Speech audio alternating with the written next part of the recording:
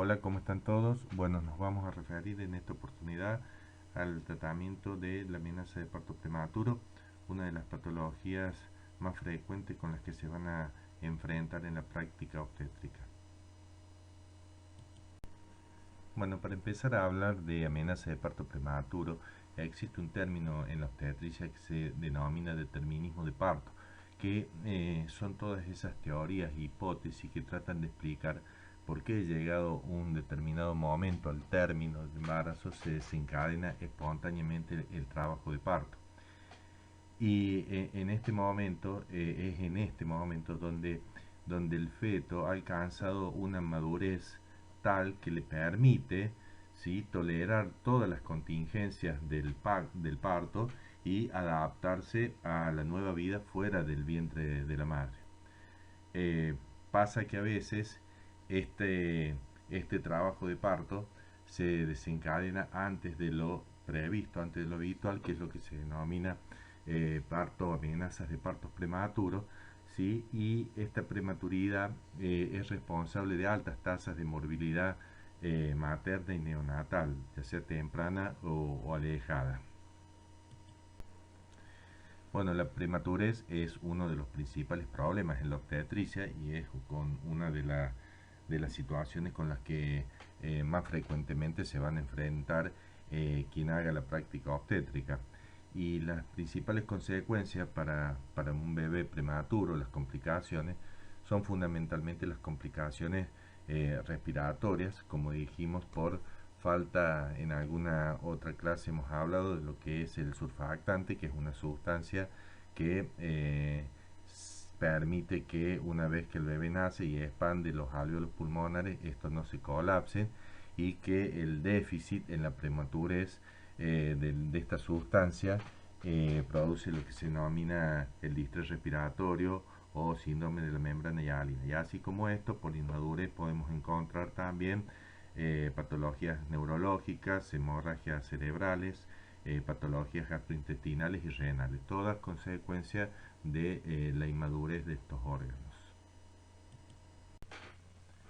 Bueno, los conceptos actuales a tener en cuenta son: el parto prematuro se lo considera aquel nacimiento de un niño vivo ocurrido entre las 22 y las 36.3 semanas de gestación.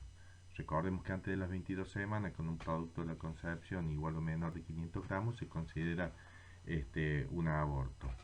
El concepto de amenaza de parto de pretérmino o de trabajo de pretérmino va a depender de las condiciones del cuello y de las contracciones uterinas. Hablamos de que es un parto de pretérmino, una amenaza de parto de pretérmino, cuando las contracciones uterinas se suceden una cada 10 minutos con una duración de entre 25 y 30 segundos, por lo menos durante 60 minutos. ¿Por qué tener en cuenta esto? Porque a veces pasa que puede que una paciente en este periodo de la gestación tenga contracciones cada 10 minutos o cada menos de 10 minutos, ¿sí? Y de 25, 30 segundos y hasta veces más de duración, pero las tienes a lo mejor durante 5 o 10 minutos y después se empiezan a espaciar espontáneamente, y eso no se considera una amenaza de parto de pretérmino, ¿sí? Por eso tiene que tener estas condiciones, con una modificación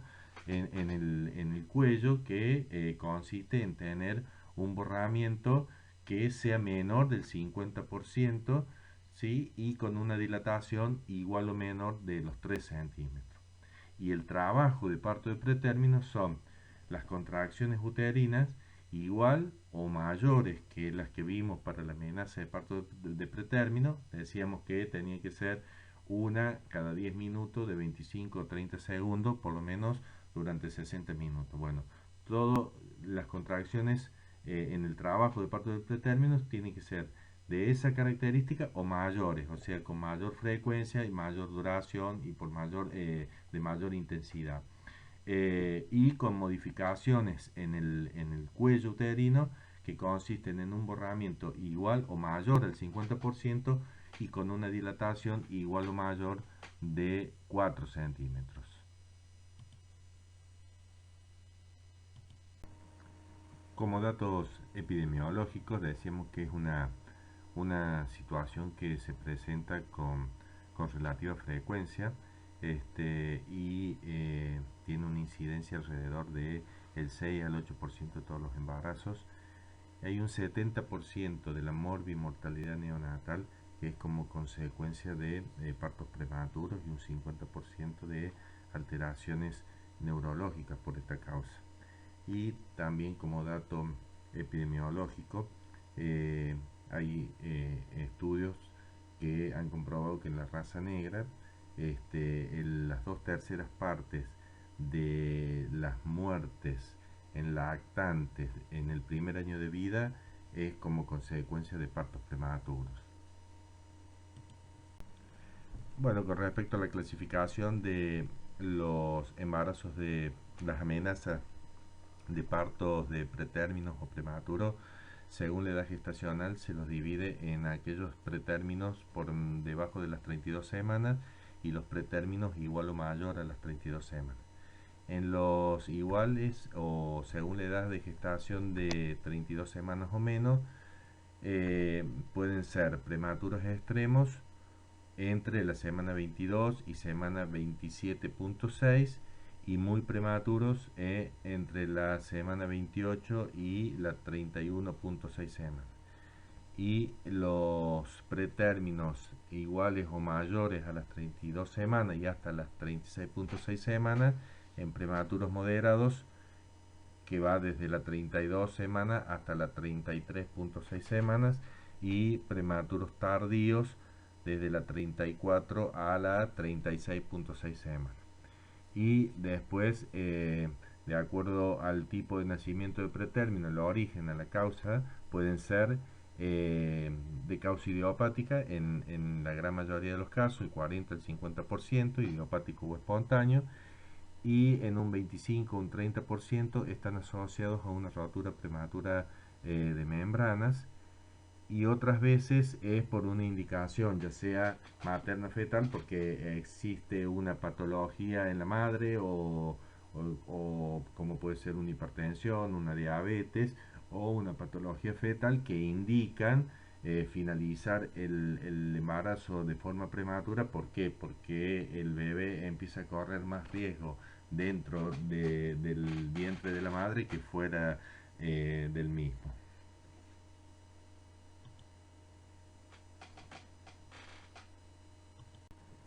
¿Cuáles son los factores de riesgo, las causas más comunes que predisponen a los partos prematuros, a las amenazas de parto de pretérmino? Eh, Son innumerables, muchas, algunas de causa maternas, otras de causas fetales, otras infecciosas. Quizás los factores de riesgo de amenazas de partos prematuros más frecuentes sean las infecciones urinarias. La embarazada es muy común que haga bacteriurias asintomáticas, ¿sí? Y que es una de las principales causas, las infecciones urinarias de amenazas de parto prematuro. También aquellas enfermedades infecciosas endógenas, como son las vaginosis bacterianas. Muchas de todas estas de estos factores predisponentes ya los hemos ido viendo cuando se han ido desarrollando los distintos temas. Los polidramnios también, por sobredistensión del útero, pueden generar amenazas de parto prematuro, los embarazos múltiples, el antecedente de haber tenido ya embarazos de pretérmino o de algún otro embarazo que haya tenido rotura prematura de membrana, antecedentes de abortos en el primer y segundo trimestre. Otras veces son malformaciones uterinas, ya sea congénitas, como pueden ser úteros bicornes, las miomatosis, sobre todo los miomas de evolución submucosas. También alteraciones en el cuello uterino, como pueden ser las incontinencias, las incompetencias ítmico-cervicales, que a veces son producidas también por conizaciones uterinas, cuando son conos muy profundos que dañan el orificio cervical interno. El índice de masa corporal también se ha comprobado ¿sí? Que tiene relación con amenazas de parto prematuro, la edad o la amenaza de parto de pretérmino, la edad materna, en madres embarazadas menores de 18 años y mayores de 40 años, las hemorragias en el primer y segunda mitad del embarazo. Las causas traumáticas pueden ser por traumas físicos, ya sea accidentes, caídas, violencia familiar o también traumas emocionales. El tabaquismo, el alcoholismo se asocian con mayor riesgo de amenaza de parto prematuro y el consumo de sustancias tóxicas, drogadicción.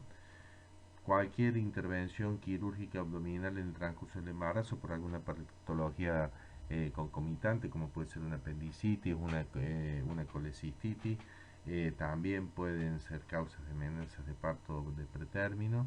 La raza negra, una cuestión estadística, se ha comprobado que tiene más probabilidad y el nivel bajo nivel socioeconómico. Bueno, para el diagnóstico clínico, ¿qué debemos tener en cuenta? Fundamentalmente, determinar con exactitud la edad gestacional, porque el error en el cálculo de la edad gestacional nos puede hacer tomar conductas erróneas, ¿sí?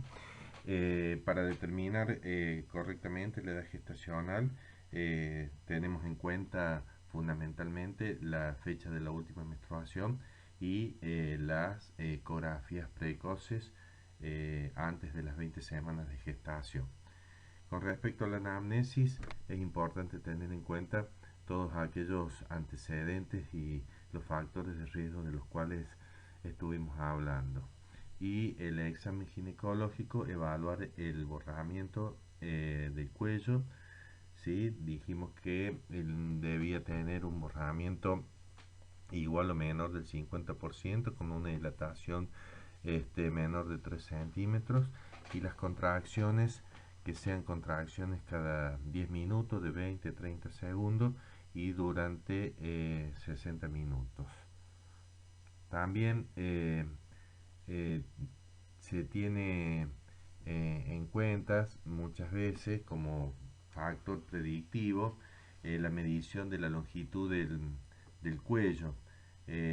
Normalmente entre las 20 y las 30 semanas de gestación la longitud del cuello es de alrededor de, de, de 3 centímetros y medio, ¿sí?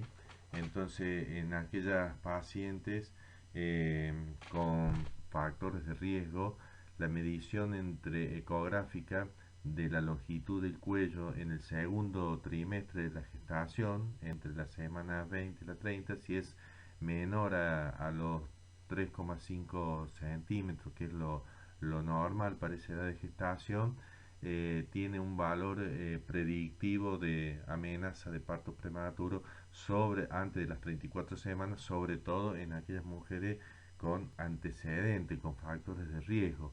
No tiene, se ha demostrado que no tiene ese valor predictivo si se realiza en la población general sin tener factores de riesgo.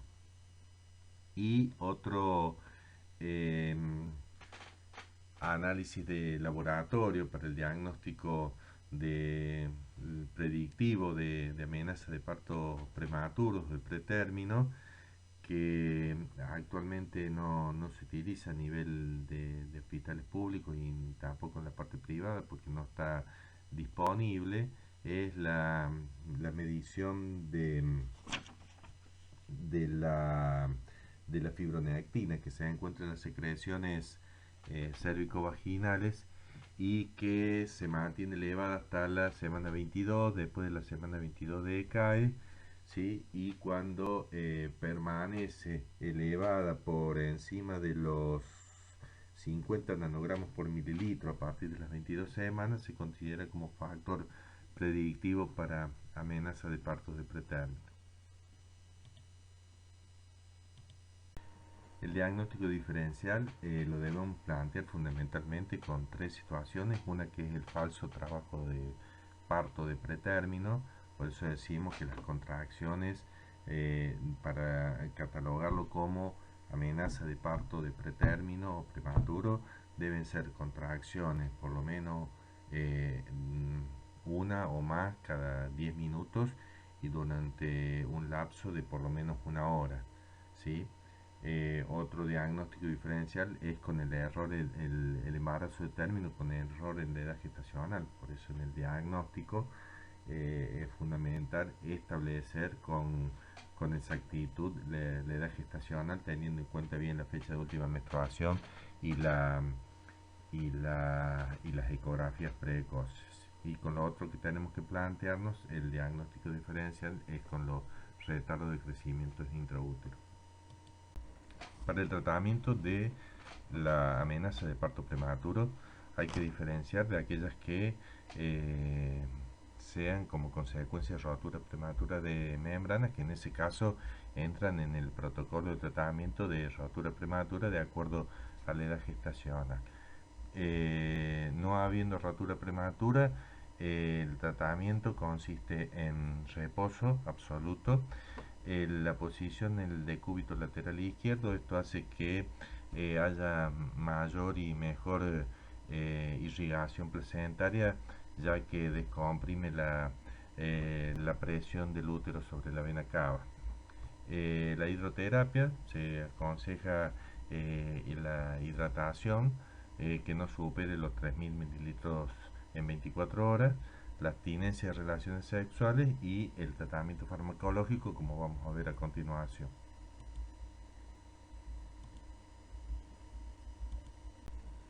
El tratamiento farmacológico comprende dos grandes grupos de fármacos. Por un lado están los uteroinhibidores y por el otro lado los glucocorticoides utilizados para inducir la madurez pulmonar fetal. Las terapias uteroinhibidoras o tocolíticas, como se las llama, pueden prolongar el embarazo, sobre todo a corto plazo, que va entre las 48 horas y los 7 días. De manera que el principal objetivo de las terapias uteroinhibidoras es permitir realizar el plan de maduración pulmonar fetal, ¿sí? Que en las primeras 48 horas y una vez logrado en la maduración pulmonar, el segundo objetivo es tratar de prolongar lo máximo posible el embarazo, tratando de disminuir la morbimortalidad fetal. Dentro de las opciones terapéuticas tenemos los bloqueantes cálcicos como la nifedipina, los inhibidores de la prostaglandina, que es la indometacina, los agonistas beta-adrenérgicos, que es la isosuprina, y los antagonistas selectivos de la oxitocina, de los receptores de oxitocina, que es el latosiba. En general es difícil establecer cuál es el de primera línea. Va a depender de cada institución, de la disponibilidad y del medio donde nos desenvolvamos. Hoy en día en muchos protocolos se está utilizando como de primera línea la nifedipina, que se hace a dosis de 10 a 20 miligramos cada 20 minutos en tres veces, y si se obtiene respuesta adecuada, se continúa con una dosis de mantenimiento entre 10 y 20 miligramos cada 6 horas. Nosotros seguimos usando como primera línea mucho la isosuprina, que es un agonista beta-adrenérgico, y la indometacina queda generalmente reservada como de segunda línea, siempre teniendo en cuenta el cierre prematuro del ductus que puede provocar. Por eso no se la utiliza después de las 32 semanas de gestación. Con respecto a la corticoterapia para la maduración pulmonar fetal, se realiza preferentemente con betametasona. La dosis indicada es de 12 miligramos cada 24 horas por 48 horas intramuscular. puede hacerse con dexametasona. La dosis con dexametasona es de 6 miligramos cada 12 horas durante 48 horas, pero de elección siempre la betametasona. También, sobre todo en los prematuros extremos, antes de las 32 semanas, suele hacerse neuroprotección con sulfato de magnesio. Sabemos que las prematurez extremas se relacionan con casos de parálisis cerebral, y se ha observado con la administración prenatal del sulfato de magnesio una reducción del 40 al 45% en la difusión motora, parálisis cerebral moderada a severa. Generalmente se usa una dosis de ataque de 5 gramos endovenoso, de administración lenta, y después se continúa con una dosis de mantenimiento de 1 gramo endovenoso por hora hasta que se produce el nacimiento. Bueno, y como por la edad gestacional se desconoce el resultado del cultivo del estreptococo, como así también en los casos de rotura prematura de membranas o bacteriurias positivas, o el antecedente de haber tenido un hijo anterior con una sepsis neonatal, se puede recurrir a la profilaxis antibiótica, y los antibióticos, de acuerdo al caso, más usados son la penicilina, la ampicilina, la clindamicina y la eritromicina. La prevención secundaria de la amenaza de parto prematuro se ha considerado teniendo en cuenta la acción que la progesterona tiene como sostén del embarazo, porque suprime los genes contráctiles y promueve la relajación de la fibra miometrial. También actúa suprimiendo las citoquinas y las prostaglandinas y la respuesta a la oxitocina, lo que hace pensar que la disminución en los niveles de progesterona podría predisponer a amenazas de parto prematuro, por lo que se ha propuesto su uso, y las recomendaciones son en aquellas embarazadas asintomáticas con un cuello cortado detectado por ecografía. Bueno, esto sí es importante tener en cuenta cuáles son las contraindicaciones de la uteroinhibición, y tenemos contraindicaciones absolutas y relativas. Fundamentalmente, las contraindicaciones absolutas son la muerte fetal intrauterina, la anomalía fetal incompatible con la vida, la evidencia de compromiso de la vitalidad fetal, cuando hay restricción severa en el crecimiento intraútero, las corioamnionitis, las hemorragias severas maternas, que el desprendimiento de placenta hay que tener en cuenta, el trabajo de parto, las contraindicaciones maternas a la tocolisis y la preeclampsia severa, inestable o la eclampsia. Y dentro de las contraindicaciones relativas va a depender también de la complejidad neonatológica que se disponga.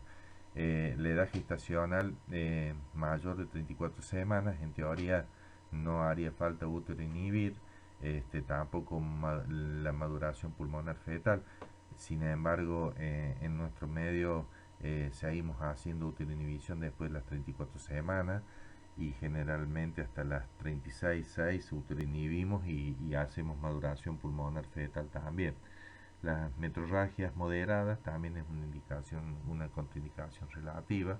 Todo va a depender de la vitalidad fetal y la localización placentaria.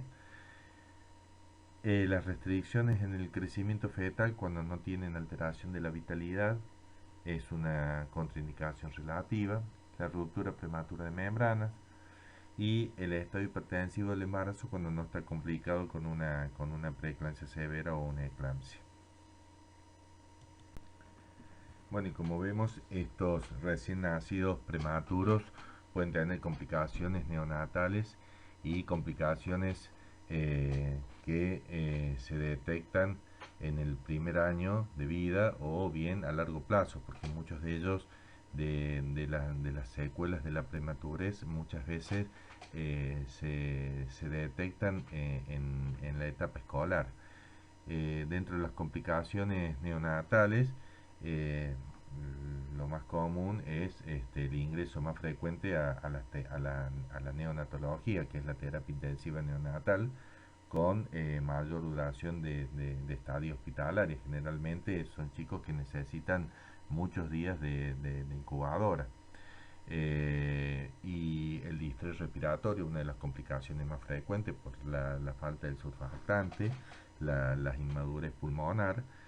La ventilación mecánica, muchos necesitan ventilación mecánica, las complicaciones también frecuentes relacionadas con hipertensión pulmonar, inestabilidad para regular temperatura corporal, hipoglucemia, apneas, hipericias, hemorragia cerebral, inmadurez del sistema cardiovascular, adaptación al estrés, dificultades en la alimentación, ductos arteriosos permeables, alteraciones metabólicas, sepsis, retinopatías de los prematuros. Todas estas son complicaciones neonatales, ¿sí? Y las complicaciones más a largo plazo son las secuelas neurológicas producto de la parálisis cerebral, las secuelas respiratorias, displasias broncopulmonares, déficit de la visión y hasta ceguera, mayor incidencia de muerte súbita, menor neurodesarrollo, retraso madurativo, menor rendimiento escolar, problemas en la conducta,